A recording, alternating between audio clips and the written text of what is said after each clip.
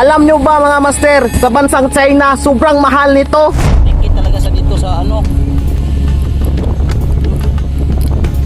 Hirap talaga kunin kapag nakaano na siya. Kailangan talaga mabilisan yung pagkuha nito. Grabe.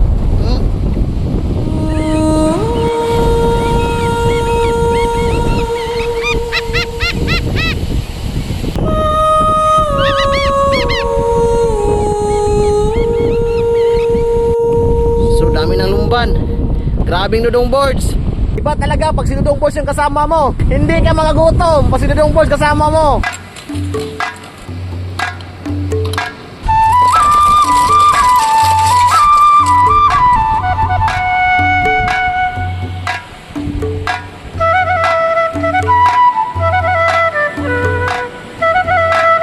So ngayon, ipapakita ko sa inyo kung paano manguha ng taktakon, yung tawag dito sa amin.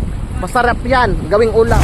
Taktakon kung tawagin dito sa amin. Umula sa salitang ang ibig sabihin, taktak. Kailangan mo pa kasi itong taktakin bago makuha at makain ang kanyang laman. Guys, may nakita kaming saang.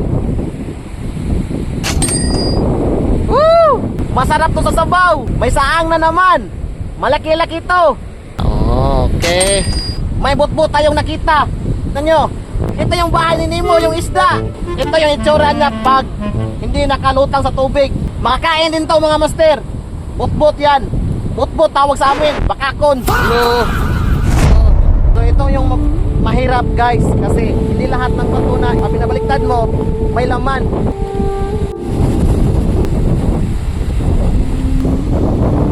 Kapag low tide, samot saring, mga kuhol o kabibe ang makikita mo dito. Kagaya na lang ng isang ito na tinatawag sa amin na kapinan. Pahirapan ang pagkuha nito dahil nakadikit ito sa mga butas ng bato. Sa ibang bansa, inaalagaan at pinaparami nila ito para maibenta sa mas mataas na halaga. Ang bintahan nito nasa 150 to 250 dolyares per kilo o mahigit 9,000 pesos kada kilo dito sa atin.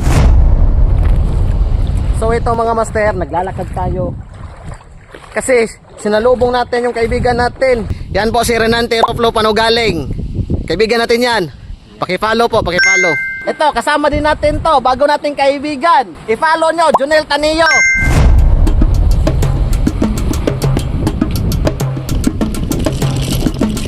Pagkatapos naming makarami ay kaagad namin itong nilinisan. Ito ay masarap sa sinabawan na may gata, lalo na sa kilawin na masarap pamares sa kaning bahaw.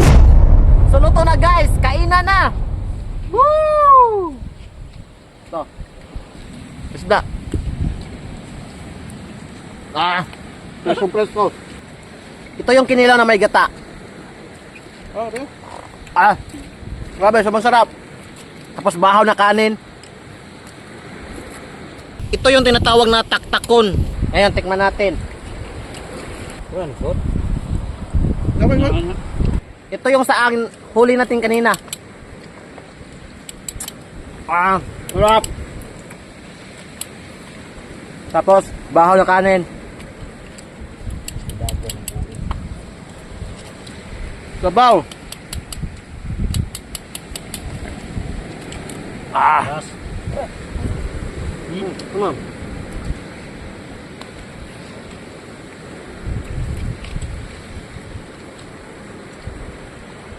Kinilaw.